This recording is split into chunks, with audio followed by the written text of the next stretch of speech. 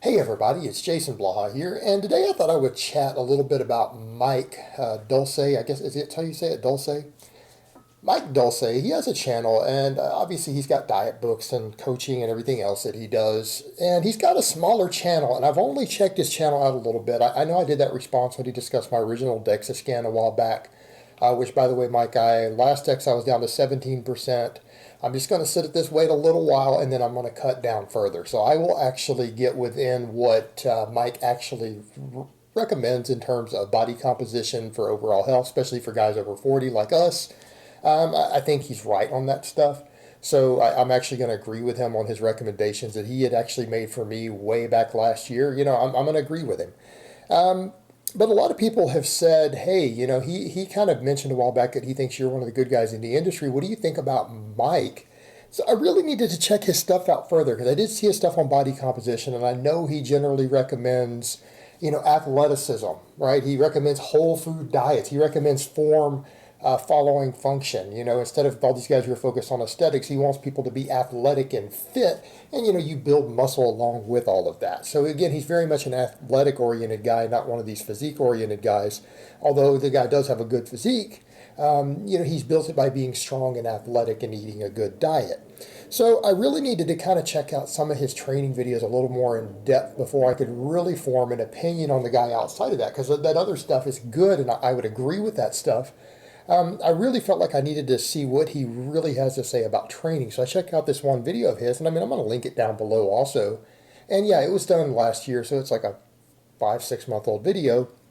But that's not really that old in the grand scheme of things on YouTube. People talk about videos I made 5 years ago still. So, all the time. So, I don't think it's that far back to discuss, but it gives me a good idea of where Mike is. And having watched that video, I feel like I can say Mike's one of the good guys in the industry, right? He's one of the good guys in the industry. He seems to be really genuinely interested in steering people in the right direction. And he's clearly not an idiot, which is, people will say, is that a compliment? That's a compliment in this industry. To be in this industry and to be not an idiot is actually a compliment. That puts you in the top probably 20% by itself, because the majority of people out there in this industry are legitimate idiots. They really are. They're dumb meatheads who really don't oftentimes know that much about training. They're either very genetically gifted or on a lot of drugs. And all they do is, well, this worked for me. Well, yeah, genetically blessed on a gram of tren and a gram of test every week. Of course it worked for you. That's this industry in a nutshell. So he kind of pointed out that, look, guys, as far as training goes, there's a lot to be said for balancing intensity and volume and all of these things. But, if you really want to get the best of both worlds, a lot of it has to do with frequency and exercise selection. All right, and what he said straight up is what I've been saying for many, many, many years, and a lot of other people out there, most strength and conditioning coaches will say the same thing. And you're only going to see a tiny number of guys even saying the other, and they'll always say, well, it can be okay in the right circumstances as body part splits.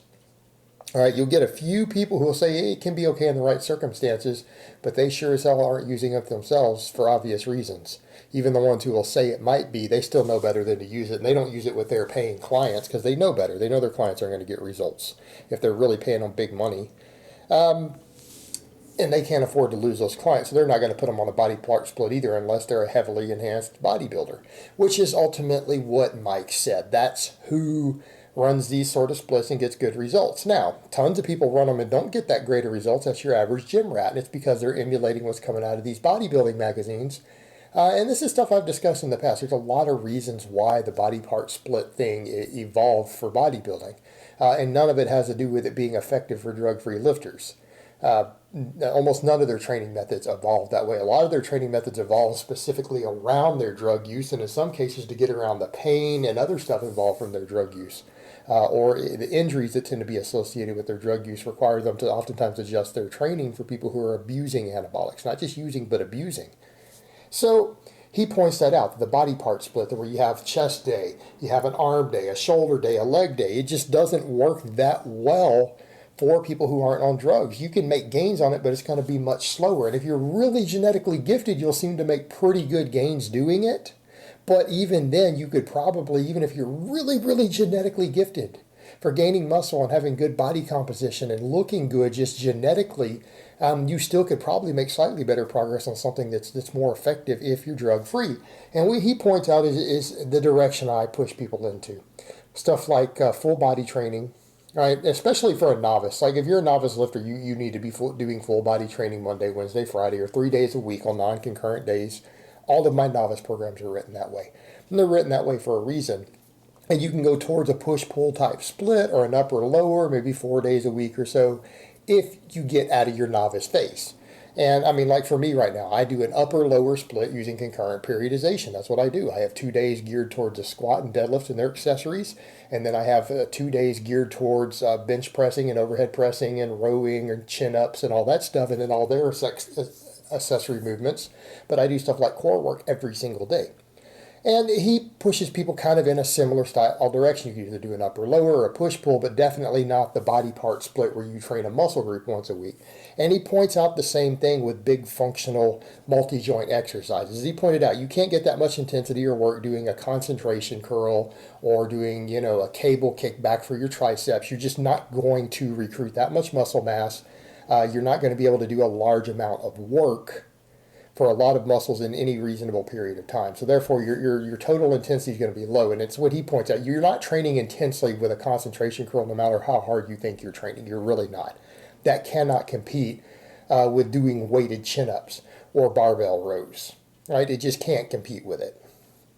It can't compete with it. And just like your one-arm cable kickback can't compete with a weighted dip or a closed grip bench press. It just can't do it. Now, there's smaller movements we can do for triceps that work. Like for me, I'm working my triceps tremendously because they're a weak link for me as a bench presser. But I'm doing the JM press, which is still a multi-joint exercise. But it's after doing the other stuff. I've probably benched and done overhead pressing and everything else first before I get to that. It's a finishing movement. And he pushes people in that direction of saying, look, we need to be focused around big structural exercises, big multi-joint movements, things like squats, barbell squats, back squats, front squats, safety bar squats, right? Squatting, hip hinges. He again specifically points out we need to hip hinge, and that can include a conventional deadlift. It could include variations of the good morning. I think he said he prefers a Zercher good morning. I've never done that. I've done good mornings with Olympic bar. I've done good mornings with a safety squat bar. Never tried a Zercher good morning, but Mike seems to have good luck with it, and it doesn't sound like an unreasonable exercise to me. When I think about it biomechanically, I could see that actually being a decent exercise for a wrestler or an MMA fighter or someone like it. Someone who's going to grapple, I think Zercher lifts definitely have their place. But it's still a hip hinge. It's still a hip hinge. And or Romanian deadlifts and rotating through these big exercises. The same thing for your pulling exercises. You need to be doing chin-ups. You need to be doing barbell rows, things like that. Pressing, bench presses, overhead presses, weighted dips, closed grip bench presses. Pressing, these big movements are the foundation of your training. And realistically, you need to be doing these big movement patterns not once a week, because muscle growth, when you're not on drugs, your muscles only grow at most maybe 48 hours after you train them. So after you train your chest and triceps, for example, they're not still growing 5 days later. They're finished growing within 2 days. And honestly, you probably don't want to wait more than about 3-4 days at the most to train them again. You really don't. So if you're going to do like an upper lower type split, you're going to be doing that 4 days a week. You might be bench pressing on Monday and Thursday. You might be squatting and deadlifting on Tuesday and Friday. Right? You're going to be doing all these big basic movement patterns at least twice, if not 3 times a week. If you're drug free, that's going to be close to your ideal frequencies, and the research is pretty conclusive on that. The research shows that even for more advanced lifters, going less than twice a week on hitting a muscle group doesn't seem to cause maximum muscle growth. It just doesn't. You need at least twice a week, and it's argued on that, but it does seem to be about twice a week seems to be ideal for the bigger muscles for drug-free lifters, even as you get more advanced and are able to build a lot more work capacity in one workout. But again, that's what he's pointing out. You need that higher training frequency, and you have to put your focus into these big movements. You have to. You have to.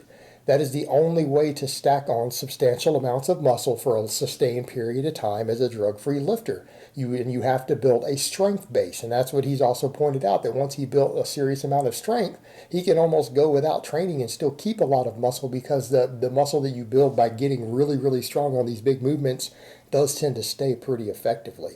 tends to stay pretty well. It stays with you, and it's also somewhat easy to regain if you do lose it. It's very lasting. And that's, again, an observation I've made over the years also. It does have its own muscle memory component to it. And again, at a certain threshold, you can reduce training and still see that. I mean, I've seen examples of other people I've pointed out who do that, who sometimes don't even train certain parts of their body for a month or two at a time. And they still maintain their size and everything else while they just go focus on different things. Yeah, because they've been doing it and they built a strength base for over a decade, and it tends to just stick with them. They tend to just stay big. And I've observed that same thing that he specifically mentioned. It has been his observation. I mean, Eric Bugenhagen is a perfect example of that. He's a perfect example of that, of someone who's done something similar, who then will sometimes go months at a time without even hitting a certain muscle or lift or that region again, and he doesn't really seem to shrink. He can just do nothing but dips or nothing but deadlifts for a month and still keep all of his size. So again, I've observed that also. And Mike is overall right. His general training philosophy that he's ascribing here is honestly the best approach if you're going to be drug-free. It's generally the way that you're going to need to go. And him having broken it down and given his own opinion on it, it's stuff I agree with. And again, most strength and conditioning coaches and most experts agree with out there. The majority of credible people agree with this. It's not anything revolutionary.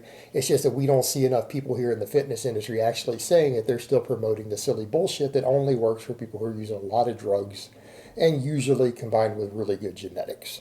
And it just doesn't work as well. It's not going to work as well. So what I see Mike promoting is the same sort of styles of training, the same general training styles, not necessarily always specifics, but the same general training styles that I would push people in the direction of and recommend to them.